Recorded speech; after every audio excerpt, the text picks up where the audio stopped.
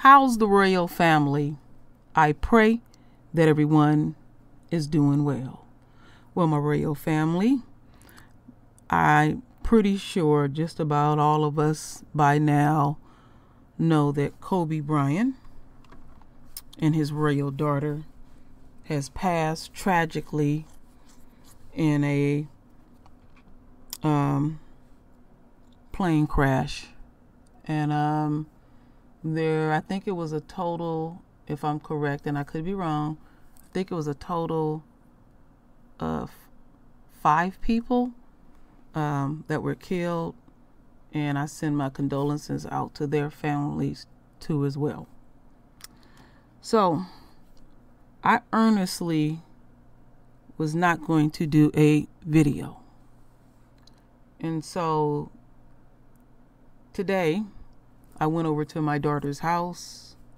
As soon as I got there, her and her husband told me, and my youngest son immediately what happened. And it was like someone had literally hit me with a sledgehammer. And I was surprised how I reacted. You know, to this day, I'm real astonished how I react to death, because, you know, some people don't have the ability to, when they lose a loved one, because both of my parents have passed on, that I speak. I don't speak of my mother as frequently, but I talk of my father frequently, and that's how I deal with my pain. But what was deep, my royal family, I was sharing this with Lisa Cabrera and KD and my husband today.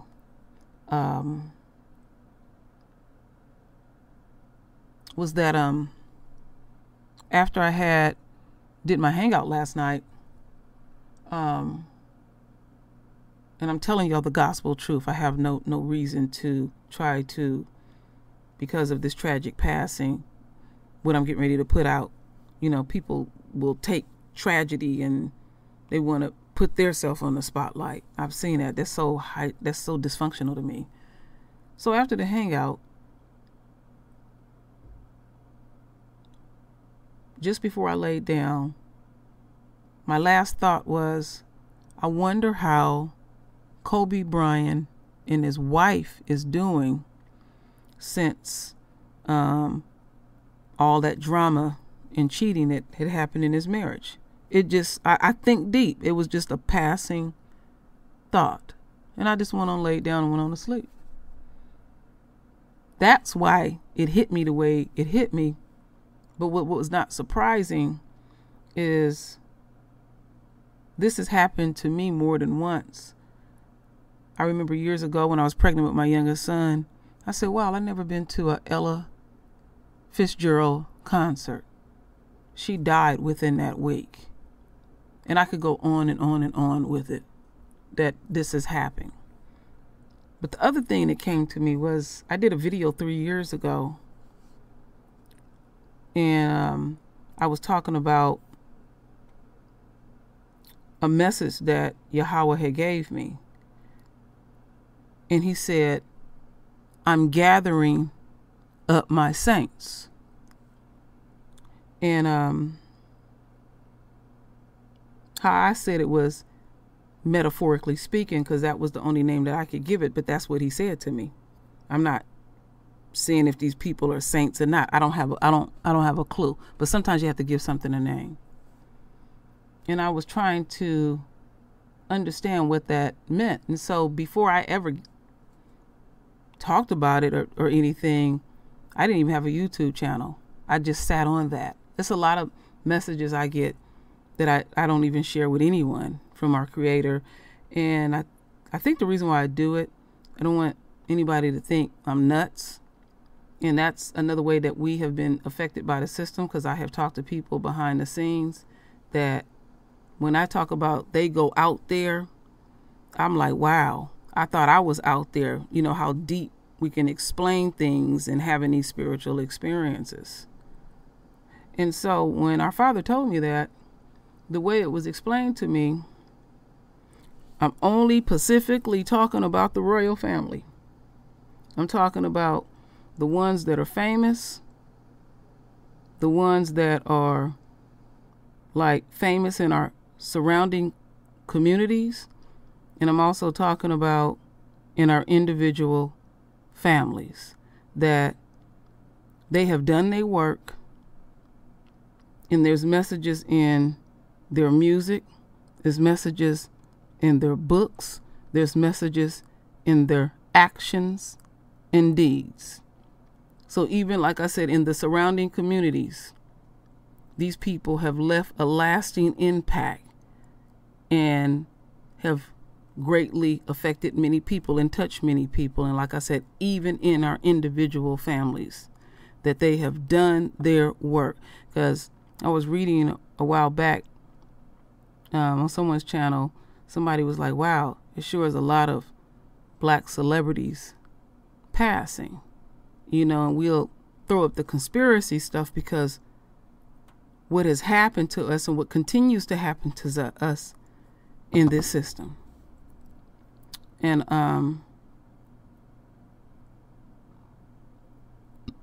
so what I'm going to do is I'm going to play this video, and then I'm going to go to a whole nother different direction on how nasty and true to the enemy's nature, even during this tragic time, because Kobe's family is going through it. And before I play the video, so when I was driving back home a couple hours ago, I was telling my son, I don't like the way I feel. I said, sometimes I don't like being empathic. I feel his family's pain. I cannot shake it. I cannot avoid it. And folks that are empathic know what I'm talking about. I don't choose to want to feel their pain. Sometimes I feel people's pain that have a loss, and sometimes I don't feel anything at all. And it's like I can't come out of it. So it has to process. And like with the Amber Geiger trial, when all that fiasco happened with Botham's brother, somebody thought I was upset with the verdict, and I was not. For 4 days, I felt the royal family's pain. And the only way I could process it was talk about it and do videos. I can literally feel our folks' pain sometimes, but I have no control when it's going to come. I cannot stop it or anything. That's just how Yahweh made me up, and there's many out here like that. So as we continue on.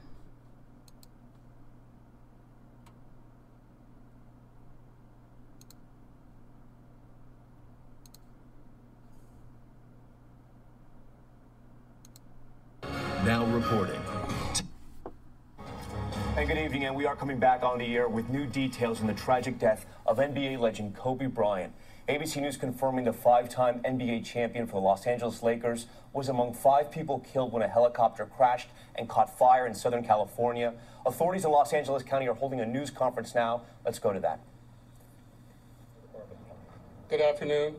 My name is Daryl Osby, and I'm the fire chief of the Los Angeles County Fire Department. I want to thank you for coming here to today's briefing of the Willow incident. Today, shortly before 10 o'clock at 9:47 a.m., the Los Angeles County Fire Department received a 911 call of a potential helicopter down in a brush fire at the intersection of Los Virgenes Road and Willow Glen Street in the city of Calabasas in unincorporated Los Angeles County.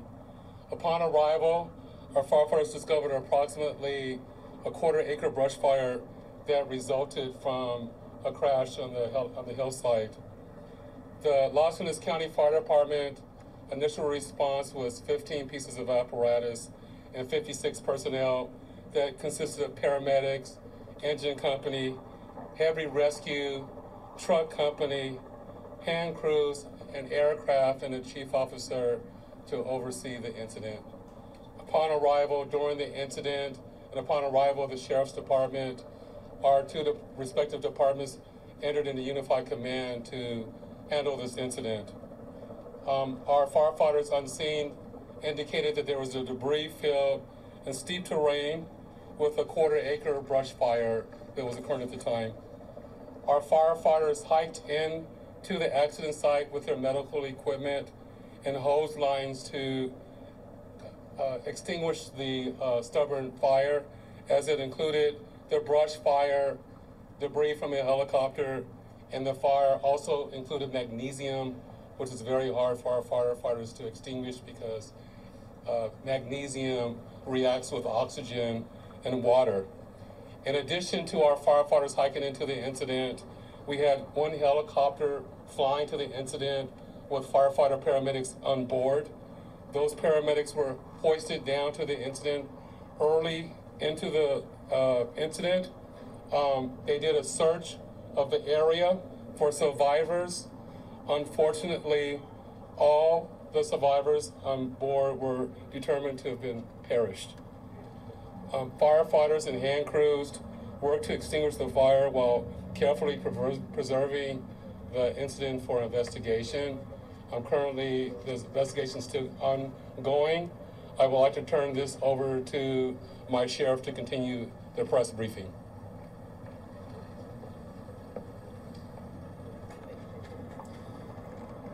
Thank you, Chief Osby. Personnel from Los Hills Sheriff's Station responded to the scene of the crash site and assisted the fire department, and we've established a containment area, and now our Aero Bureau has a handle on traffic or aircraft accidents. However, when there's a fatality, then it switches to the National Transportation Safety Bureau, the NTSB, and the Federal Aviation Administration, the FAA. FAA is already on scene and assisting. We're waiting the arrival of the coroner's office to assist in the recovery of the remains. As the chief indicated, there were no survivors. We have a manifest that indicates that there was 9 people on board the aircraft, the pilot plus 8 individuals.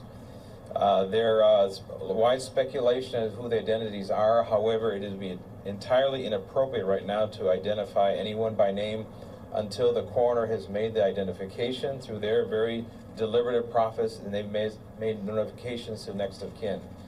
And it'd be extremely disrespectful to understand that your loved one was perished and you learn about it from TMZ. That is just wholly inappropriate, so we're not going to be going there. And we're going to wait till the coroner does their job, and we're assisting the families of those who believe they've been impacted, and it's a tough process. And our hope goes out to all of the members that were on board, all the family of everyone who was on board this aircraft, and God bless their souls. So at this point in time, we have nothing that we can add until the coroner does their job, and we'll be making those notifications when we have the information and we know the next of kin have been notified. Then we can release the information publicly, and you'll be notified in subsequent announcements. Sheriff, there's one thing you can confirm. Do we have a confirmation actually of 9 bodies there at the scene? That is our belief, yes. Thank you. So we realize at this point there are so many questions. There's a lot of information out there, and again, we understand. There's a lot of information that's floating, but we certainly have a responsibility and an obligation, out of respect, of course, for the families. And this is a very difficult time for us all, for the city. We have the mayor. Okay, we've just been listening to this news conference there in Los Angeles County on the helicopter crash that involved Kobe Bryant. We've just learned that there were 9 people on board, according to the manifest. Authorities do believe 9 people perished, the pilot plus 8 other people. Again, this is the breaking news that we've been following all day. The sad news that Kobe Bryant has died in a helicopter crash in Los Angeles County, and Calabasas is the city. I want to go right now to Matt Gutman, our chief national correspondent, who's been on the scene from the get-go. Matt? Hey, Tom, you may still be able to see that smoldering wreckage up on the hillside, and it'll give you an indication of how steep it is and how difficult it was for firefighters to get there. Originally, we just heard from L.A. County Fire that they actually helicoptered, lowered somebody down from a helicopter, tried to get to that debris. What they found apparently were 9 bodies, 9 people on the manifest, 8 passengers, including 1 pilot. Now, from other sources, we've confirmed, obviously, that Kobe Bryant was on that plane. The NBA reporting that his daughter was also on that helicopter as well. Now, earlier I reported that it was believed that 4 of Kobe's children were on that flight. That is incorrect. Unfortunately, this is a horrible tragedy, and one of his daughters was on the helicopter at the time. Obviously, they're still working this investigation. The NTSB is coming. The FAA is already on scene. The coroner is going to make the final determination of who exactly was on that plane. But again, I apologize for those remarks earlier about Kobe's family on that helicopter. One of his daughters apparently was on the helicopter, according to the NBA. Again, this is a tragedy that is hitting all of Southern California. We saw people sitting here crying, people wrapped in Kobe Bryant towels and jerseys, just really hurt that this has happened to this community, and of course for basketball in America as well. Very hard hitting, the impact here. Tom? It no doubt is rocking people all over the country. A horrible tragedy is right. Matt, thank you for that. I want to go to a moment now to show you what Kobe Bryant meant to the people of Los Angeles. This was at the Staples Center earlier today.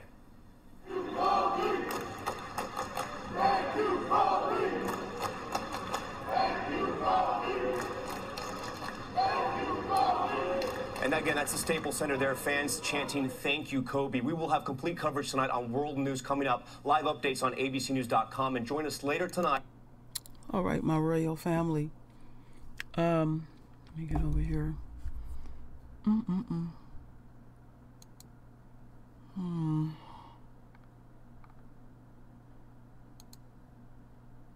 This one, my royal family, and I'm only basing it on how I feel at this time, is extremely painful. This is one of these type of losses that people don't recover from. It will affect his family greatly. And all they can literally do it is take it 1 second at a time, literally. Because what I'm feeling, my heart deeply goes out to Kobe and his children, his family, his parents, his extended family, and everything. But it's just, what got me just shaking my head was, that was the last thing I thought about before I went to bed. I was like, damn. So, my royal family. There's something else I need to get into.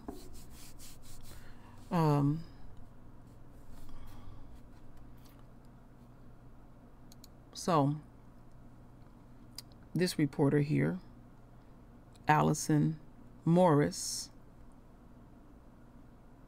chose to be true to her nature.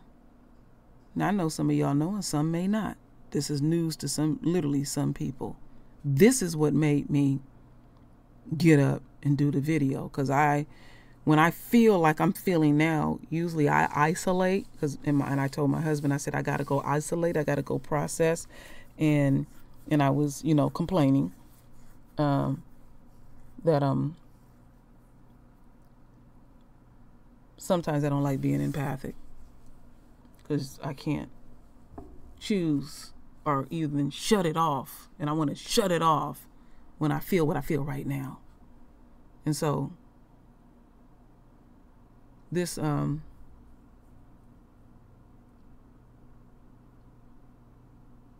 this beast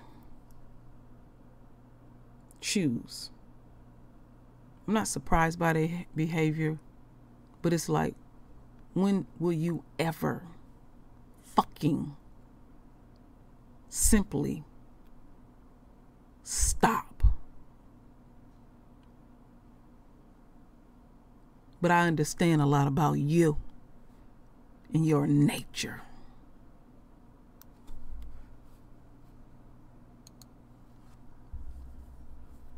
Kobe Bryant's death. MSNBC reporter explains nigger word confusion when referencing Lakers in report. The community is reeling as NBA star Kobe Bryant was killed in a helicopter crash on Sunday morning, and one MSNBC reporter is taking a lot of heat from social media for something they said something they thought she said. Something they thought she said. Something they thought she said. A Twitter user shared a video of the reporter getting mixed up when talking about the Lakers. The thought was the reporter was using,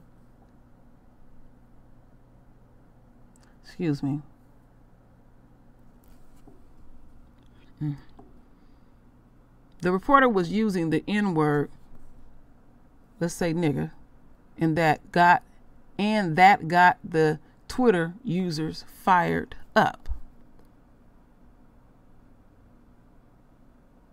Reporter just refers to the Lakers as Los Angeles Lakers niggers on live TV while talking about Kobe.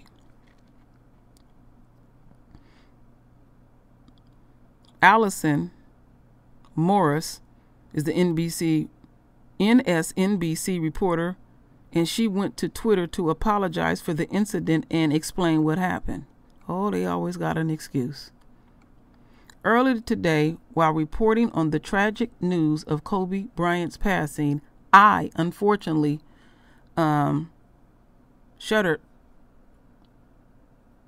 on air, combining the names of the Knicks and the Lakers to say Nakers. Please, I know I did not and would never use a racial term. I apologize for the confusion that this caused.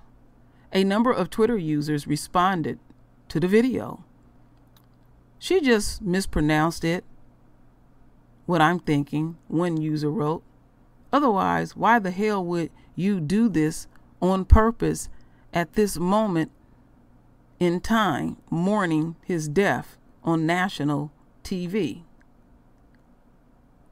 You know it's one of them. They always got an excuse. Don't never want to take responsibility. What the fuck? How can you even get to that word from anything? There we go. Another person wrote, there's a lot of news reporters and journalists that need firing tonight. That is not a word that would ever be in my vocabulary, a third Twitter user wrote. Clearly, it is in hers. This is disgraceful and revealing of someone's character. Yeah, she being true to her funky ass nature. MSNBC needs to correct this immediately. Not tomorrow, not next week, but today, this minute. Another person wrote, we want her termination as loud and bold as she was on this clip. We're going to leave it right there. I'm going to let y'all listen to it more than once.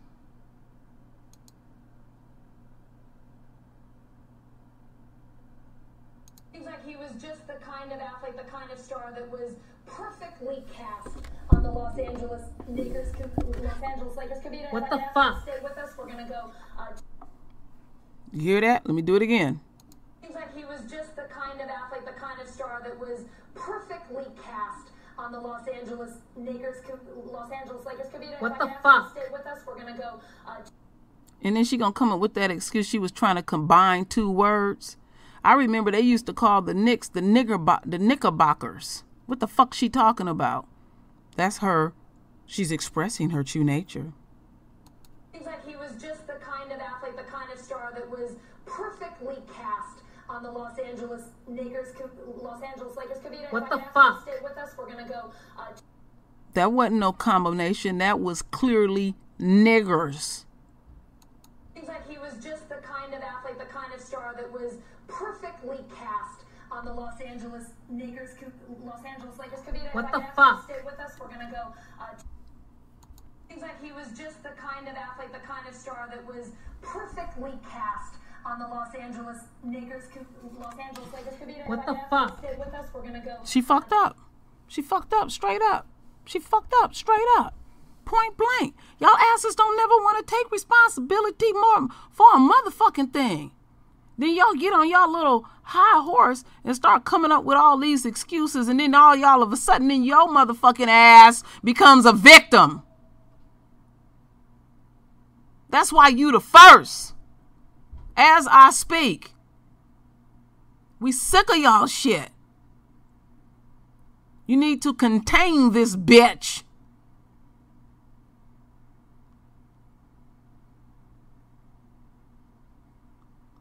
So that's the next move. Victimhood. Woe me. Take responsibility. Y'all don't never. Y'all true to your nature. So why would I be surprised? Why would the royal family be surprised? His wife, his remaining children, his mother, his father, his siblings, close friends, extended family members, teammates, business partners, or just simply devoted fans. Y'all don't never ever know how to shut that shit off. If that would have been us, they would have hung us. And so then you take your greasy ass and slither on Twitter and come up with that lame ass story. There wasn't no slip up. Stop insulting my people's intelligence. You are true to your nature. And that is why you will continue to be the first.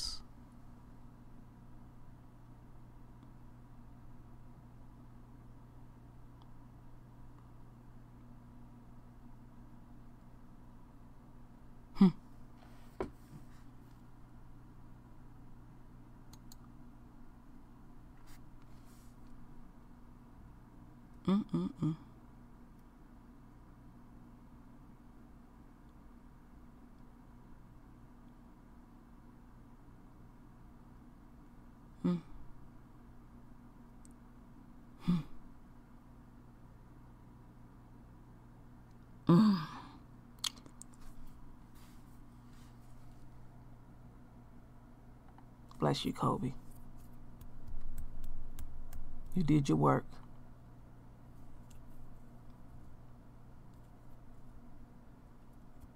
Bless your daughter and all those other people. Render your voice with your beautiful divine words. In this always, my royal family, I thank you for your love. I thank you for your support. And with that said, Ashe.